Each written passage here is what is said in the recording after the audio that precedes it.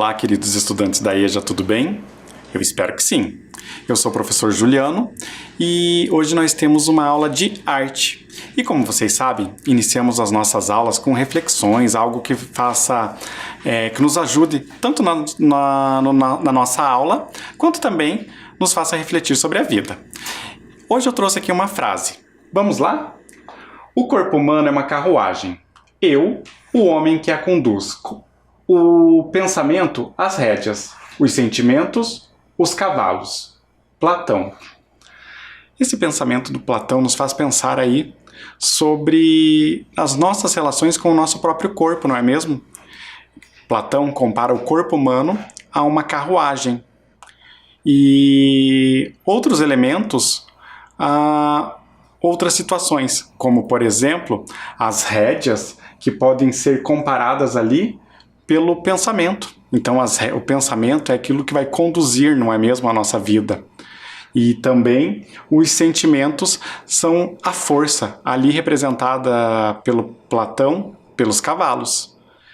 Perceberam como que o nosso corpo pode ser importantíssimo para toda uma composição, não é mesmo? Afinal de contas, o corpo é a manifestação da própria existência, não é mesmo?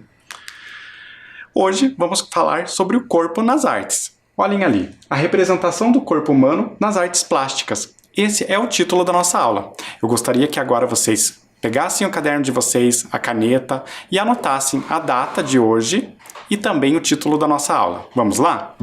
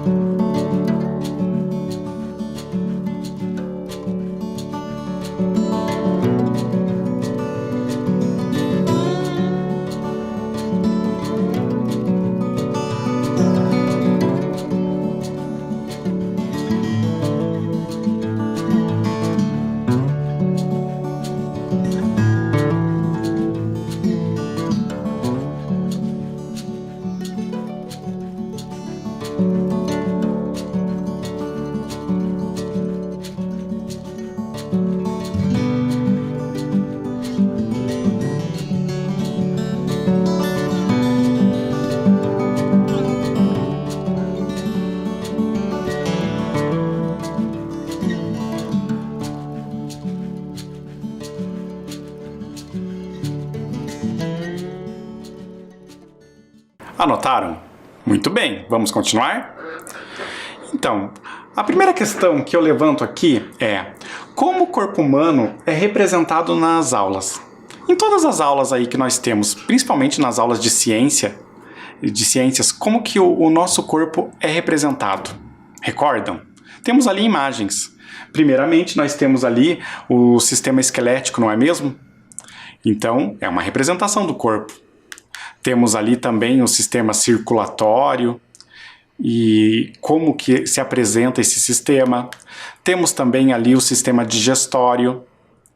Percebem que em todas essas representações não há uma preocupação com a estética do corpo ou com qualquer sentimento que seja manifestado por meio do corpo humano.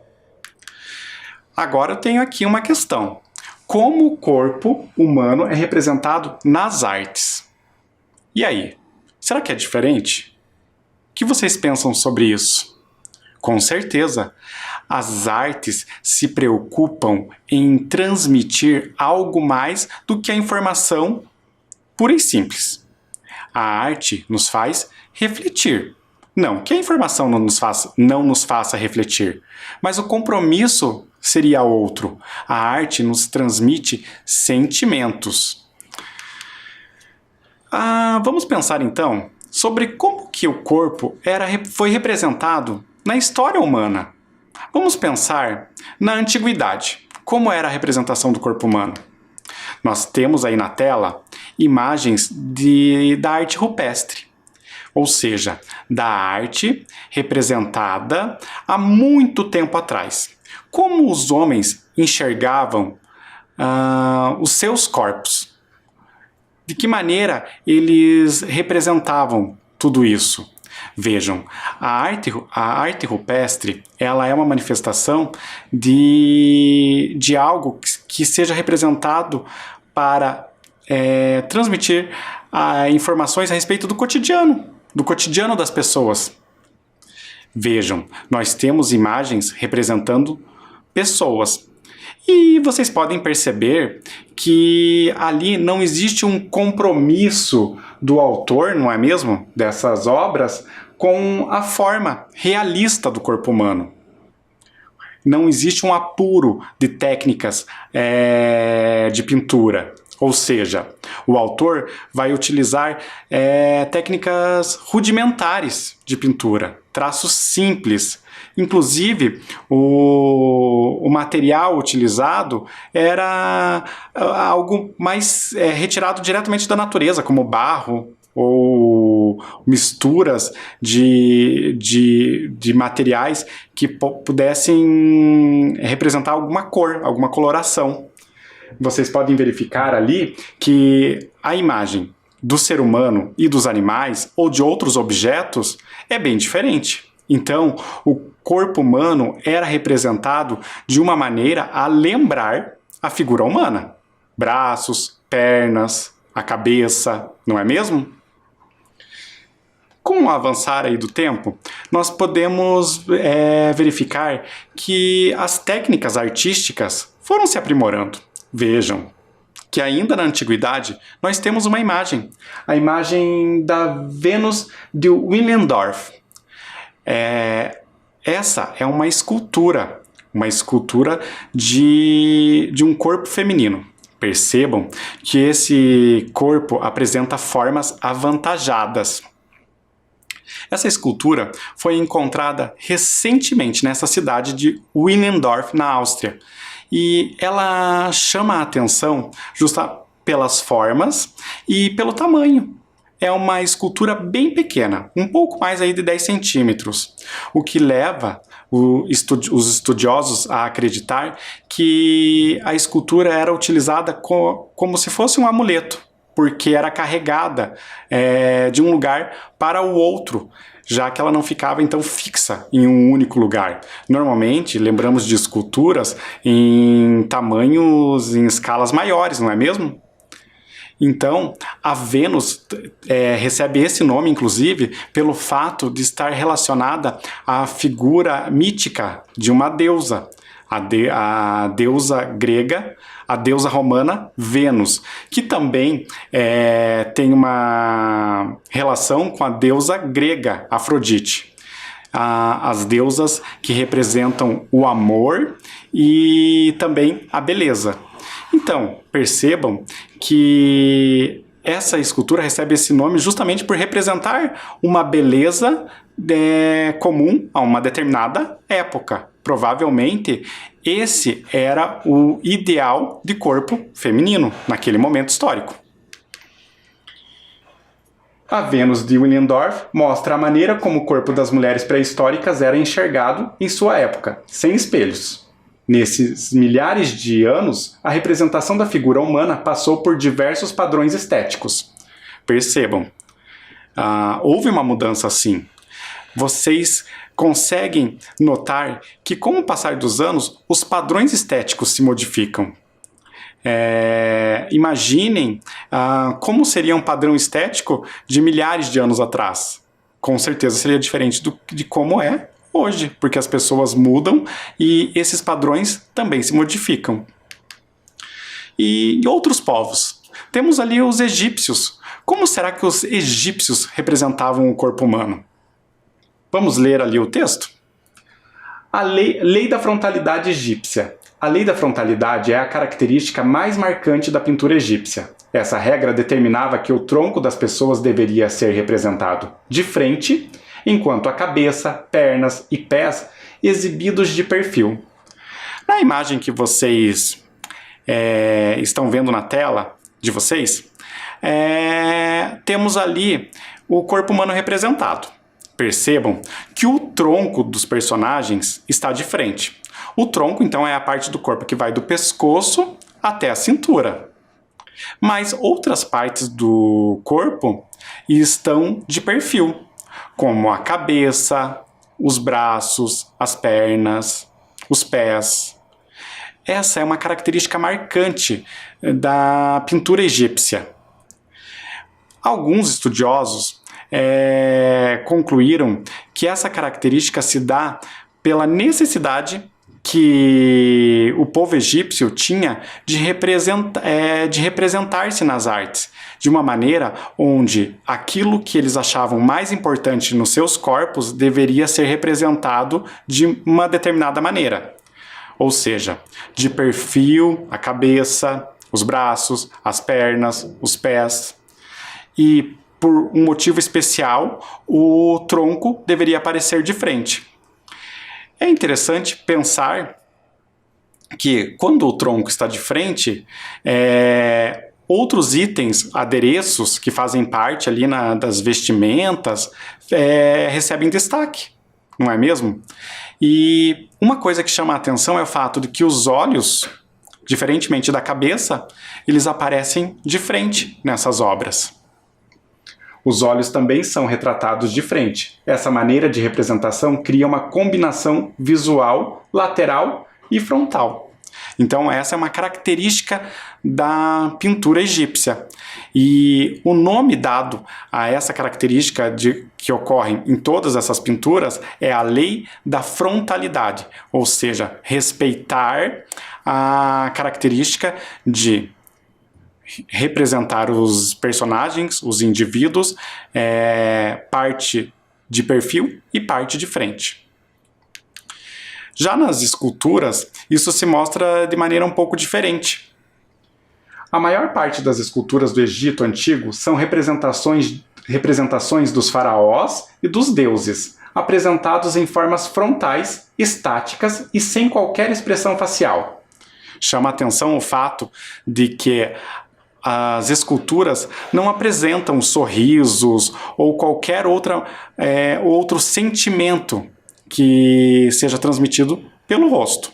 Eles não mostram nenhuma expressão diferente. E as esculturas se apresentam de frente. As esculturas dos faraós eram representações sempre na mesma posição. Homem de pé e com o pé esquerdo à frente.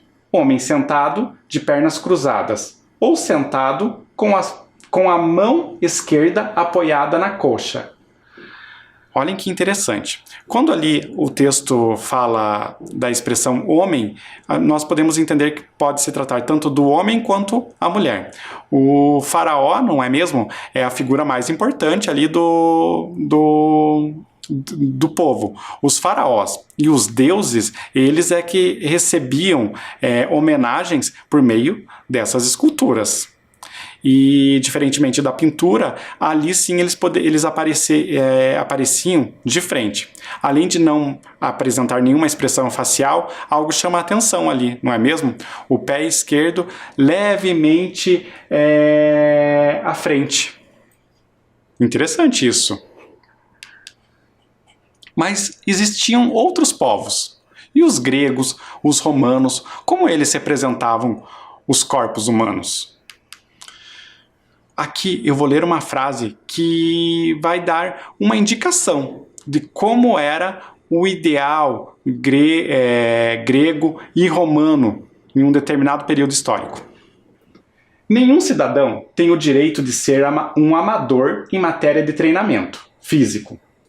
Que desgraça é para o homem envelhecer sem nunca ver a beleza e a força do que o seu corpo é capaz? Sócrates. Olhem que interessante.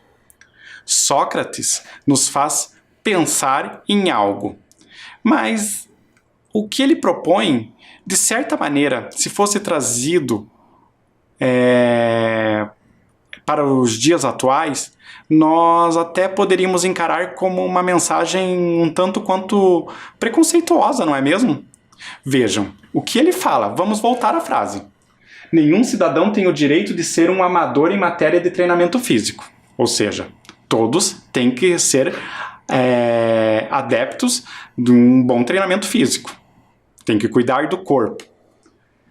Que desgraça é para o homem envelhecer sem nunca ver a beleza e a força do que o seu corpo é capaz.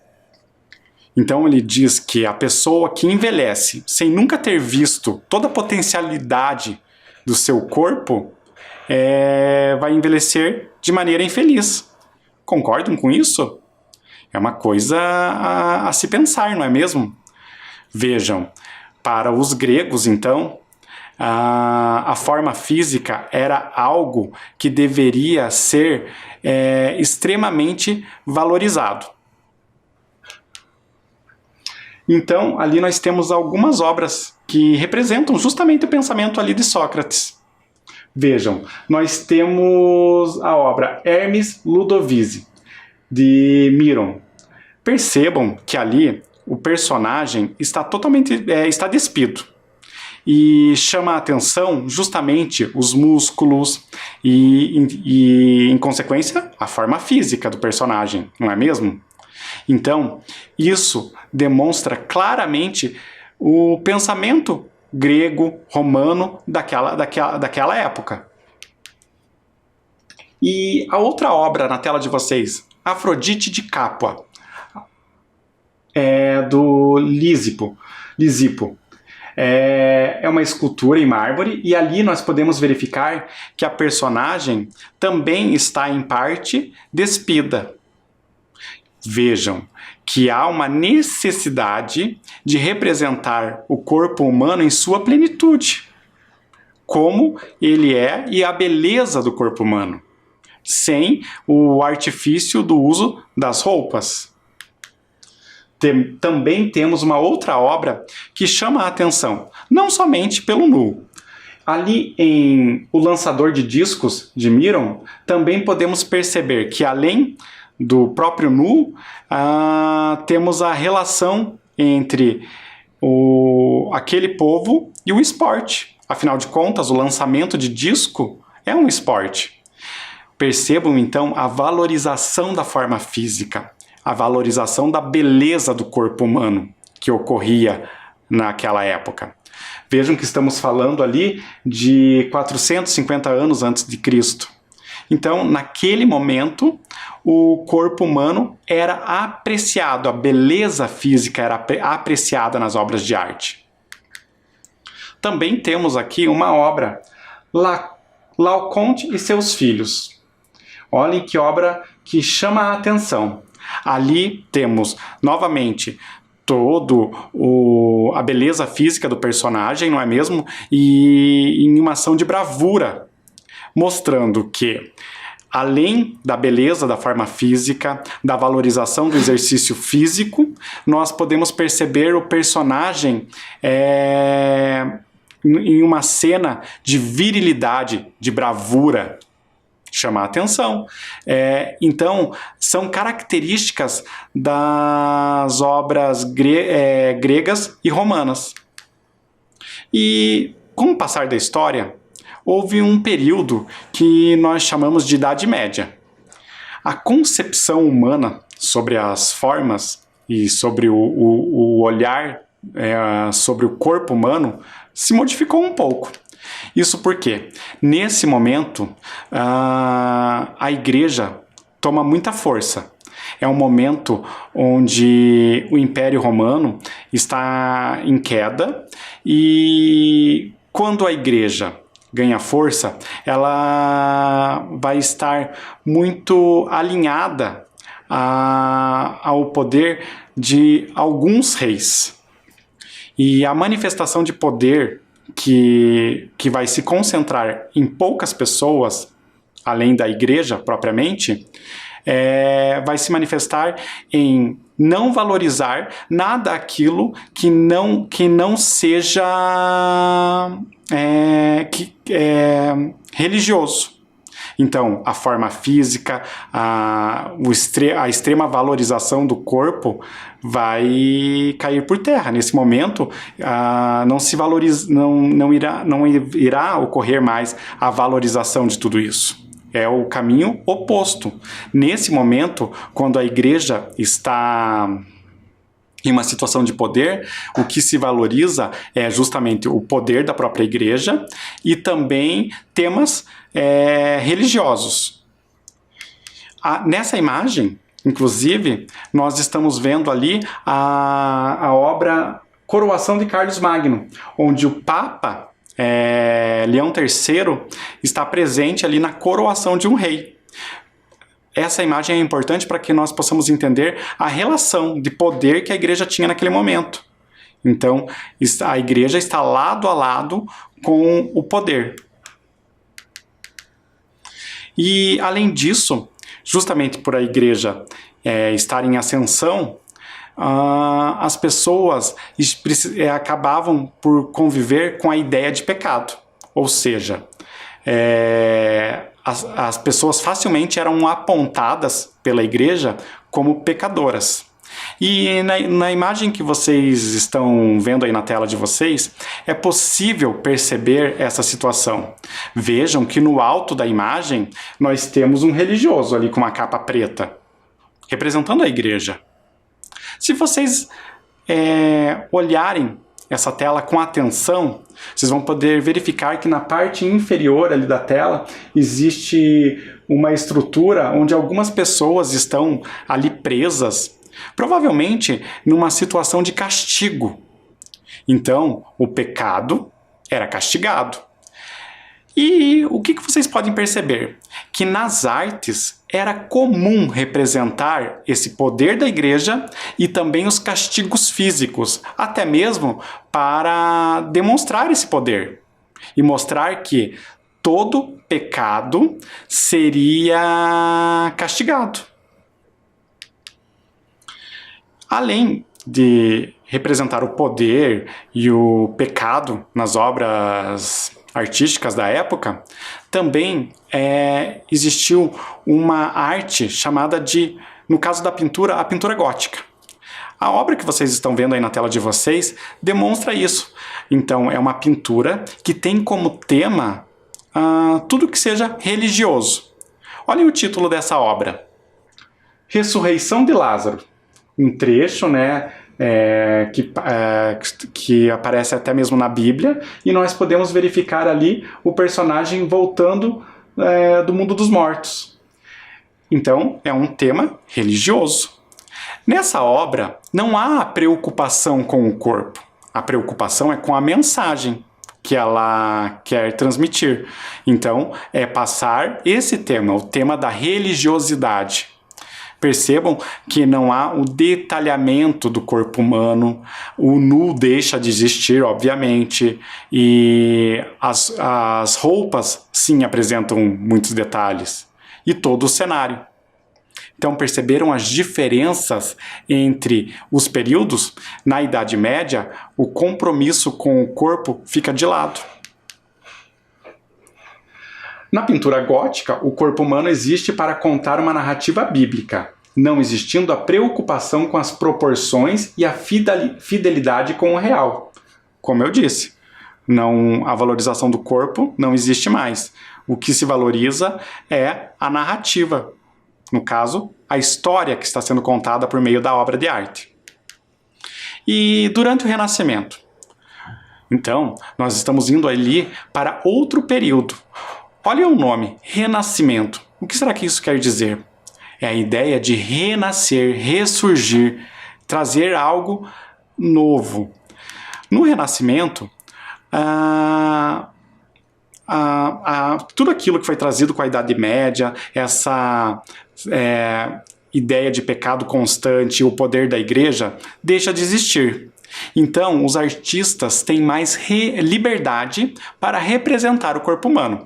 Nós estamos vendo ali uma obra, O Nascimento de Vênus. Ó, já falamos de Vênus, uma deusa romana, que representa o amor, a beleza. E é justamente isso que nós podemos perceber na tela. Ali, na obra do Sandro Botticelli, nós temos o corpo da mulher, não é mesmo? Representado como essa imagem, o nascimento de Vênus, como a deusa surgindo para a humanidade. O que vocês conseguem perceber também é que nessa época, a época do Renascimento, se voltaram aos ideais dos gregos, dos romanos, que valorizavam a forma física. Só que uma coisa muda no Renascimento. O corpo humano é representado de acordo com a realidade. Então, se as mulheres não eram... elas tinham um pouco mais de curvas, isso seria representado nas obras de arte. Não precisaria necessariamente haver uma preocupação com a forma física ideal, com o corpo esculpido. O período renascentista retoma os ideais greco-romanos, valorizando a beleza da anatomia humana. Então, é essa retomada, é retornar para a admiração da anatomia, a admiração do corpo humano. Como podemos ver também aqui na obra de Diego Velázquez, Vênus ao Espelho. Perceberam que constantemente retomamos a esse nome, Vênus, ou seja, sempre falando e admirando a beleza. Lembrando que se Vênus é a deusa do amor, da beleza, estamos falando da beleza feminina. Então, nessa obra do Velázquez, nós podemos ver uma personagem nua se olhando no espelho, e quando alguém se olha no espelho, ela se admira o seu corpo, a sua beleza. Então, nesse momento, há o retorno da admiração do corpo humano. Agora eu tenho uma pergunta. Olhem ali na tela de vocês. Qual das obras valoriza o detalhamento das formas humanas? Temos duas obras. Uma mostra uma imagem mais religiosa, não é mesmo? Temos ali a Virgem Maria, o Menino Jesus, temos alguns personagens ao redor, o trono onde está, né, a Virgem. Ao lado, nós temos uma outra obra e temos ali dois personagens, um deles está nu. Então ali nós temos uma percepção um pouco diferente, não é mesmo? Do corpo, de como está sendo apresentado o corpo. E vocês conseguem responder? Qual das obras valoriza o detalhamento das formas humanas? Eu vou dar um tempo para vocês pensarem.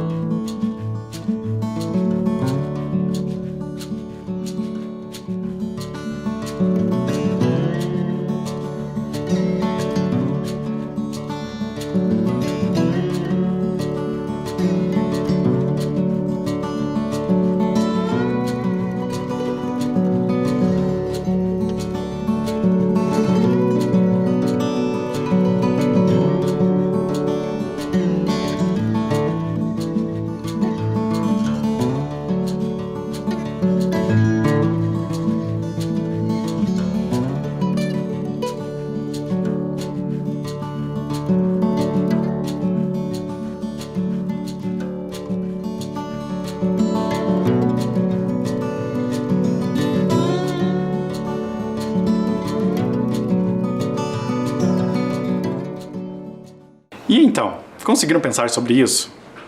Ficou fácil, não é mesmo? Vejam, a segunda imagem tem uma preocupação com a forma física, já que o personagem é apresentado nu. Vejam ali que nós temos uma outra atmosfera, ao invés de surgirem ali temas religiosos, a proposta é o sentimento que aquela obra traz ou apresenta, e não um tema religioso por si só. A proposta é outra. E agora, pensando aqui sobre essa representação do corpo humano no desenho, nas artes, nós temos ali a proporção do corpo. Na figura humana, o tamanho do corpo depende do tamanho da cabeça. Em um adulto, o corpo poderá medir entre 7,5 a 8 cabeças. Olha que coisa interessante. Quando vamos representar o corpo humano no papel, podemos tomar a cabeça como uma referência. Um corpo humano adulto tem essa representação de 7,5, né, 7 cabeças e meia a 8. Vocês podem verificar ali na tela de vocês. Vejam, 8 cabeças, uma acima da outra, iriam preencher, não é mesmo, a altura de um corpo humano. Interessante pensar sobre isso. Já pensaram que a cabeça de vocês pode servir como referência na hora de elaborar um desenho de um corpo? Então, agora eu vou fazer um convite. Eu gostaria que vocês fossem ao espelho e tentassem perceber a proporção de seu corpo. Vejam, se vocês tomarem como referência a cabeça de vocês, será que o corpo de vocês poderia ser representado com essa medida de 7 a 8 cabeças? Talvez 4 cabeças entre os pés e a cintura, mais 4 entre a cintura e a própria cabeça. Será que o corpo de vocês poderia ser representado assim? Isso nos dá uma noção de proporcionalidade, ou seja, eu vou compreender como que é a proporção do meu corpo. Vejam, quando fazemos desenhos, não podemos representar, por exemplo, a cabeça do personagem maior que os ombros, ou talvez a cintura muito maior que os próprios ombros. Tudo isso deve ser pensado antes da elaboração do desenho. Eu sugiro então que vocês façam essa atividade. Vão até o espelho e vamos verificar como é a proporcionalidade de seu corpo. Vamos lá?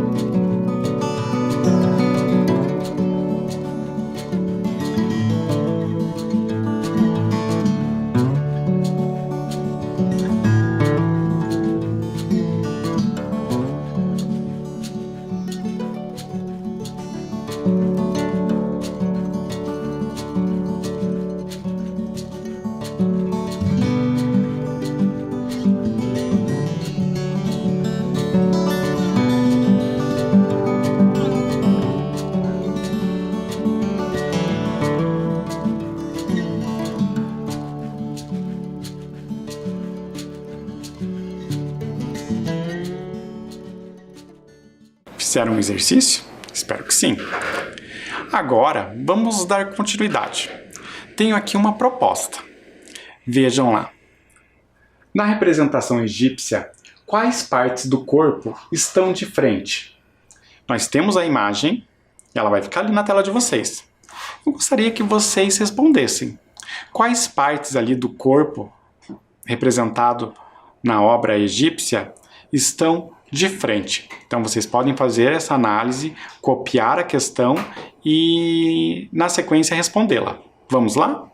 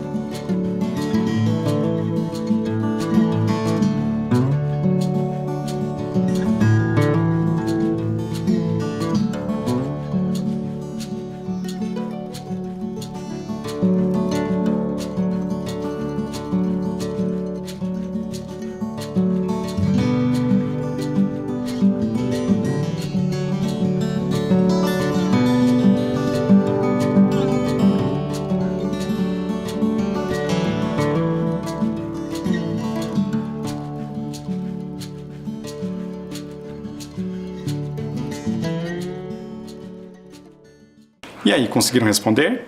Espero que sim, hein? Vamos lá. Então, as partes do corpo humano que são representadas de frente nessa imagem são os olhos e o tronco. Vejam, os olhos, eles sempre são representados de frente nas pinturas egípcias. E o tronco também. O tronco chama bastante atenção por aparecer de frente. Eu vou dar um tempo para que vocês registrem a resposta. Vamos lá?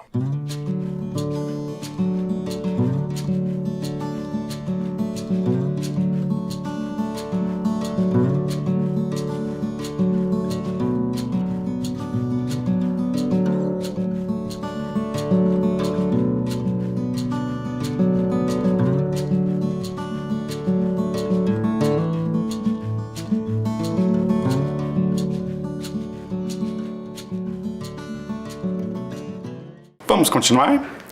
Agora eu tenho uma outra proposta. Nós vamos praticar.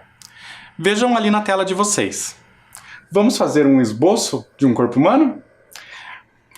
Na tela, vocês têm os traços que irão dar início a esse esboço. Vejam, vocês precisam pensar que os traços vão dar início a um desenho, não é mesmo? Aquele traço do centro da figura, que ali seria quase como se fosse a coluna, é a linha de ação. Qual é o que define a posição do personagem. Então a gente já imagina como que esse personagem irá aparecer. Eu vou dar um tempo para que vocês tentem fazer esses traços. Lembrem de não forçar muito o lápis. Fazer traços leves com o lápis, sem colocar muita força no momento de colocar o lápis no papel. Vamos lá?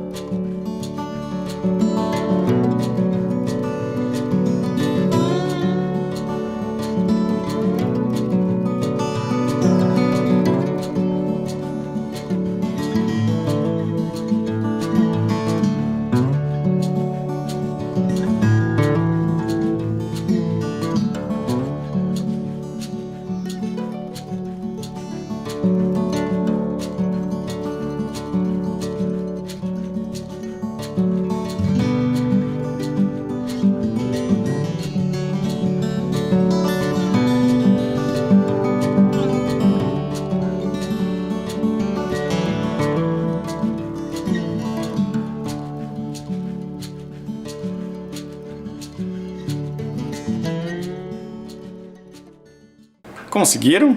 Eu espero que sim. Continuando, nós vamos aprimorar esse desenho, esse esboço. Nós temos mais uma imagem. Vejam, agora, além de colocar aqueles primeiros traços, nós vamos complementar. Percebam que o corpo vai tomando mais forma. Nós vamos ter uma noção de onde estará o tronco do personagem, as pernas, os braços, o surgimento também do pescoço. Eu vou dar um tempo para que vocês façam esses novos traços. Vamos lá?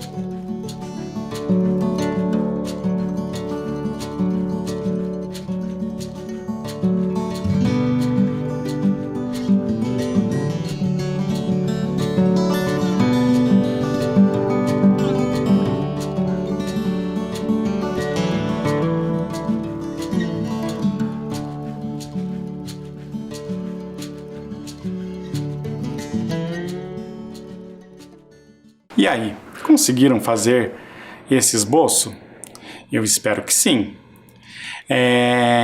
Eu espero, inclusive, que vocês continuem participando das nossas aulas, porque estamos aqui motivados justamente pela participação de vocês e todo esse retorno que vocês têm nos dado. Hoje estamos terminando o nosso encontro por aqui, mas desde já deixo marcado o encontro para a nossa próxima aula. Até lá, pessoal. Tchau!